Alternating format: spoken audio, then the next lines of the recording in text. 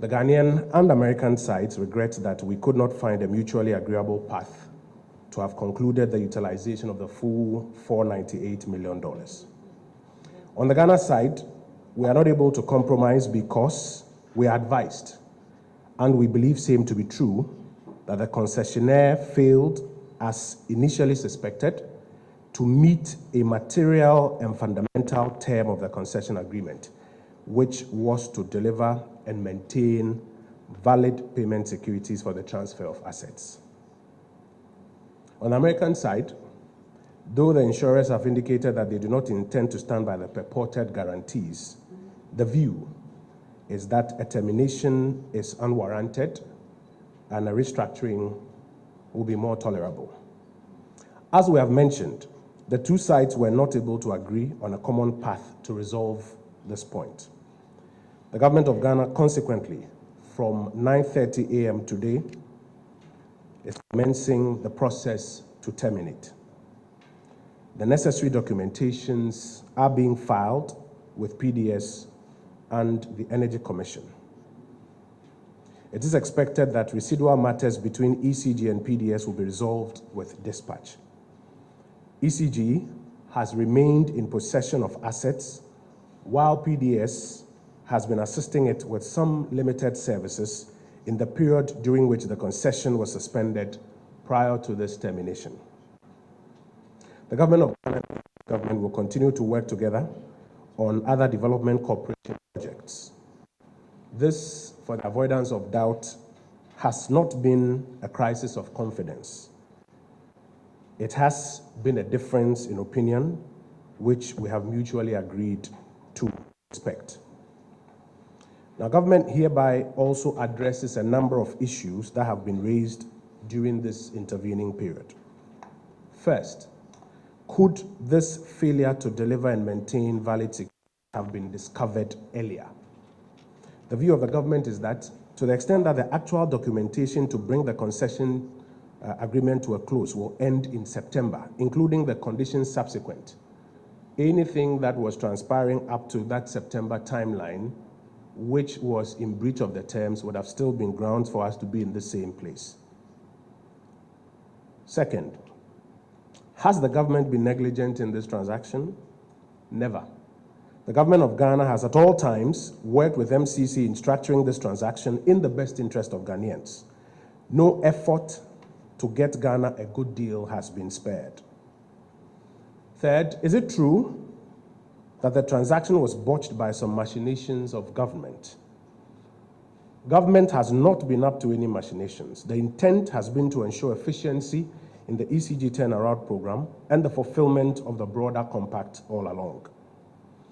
Was there something wrong with switching from 80-20 to 49-51? Absolutely not. The government holds the view that in transactions of this nature, Ghana and Ghanaians should be given an opportunity to get a deep end of the stick as much as is possible.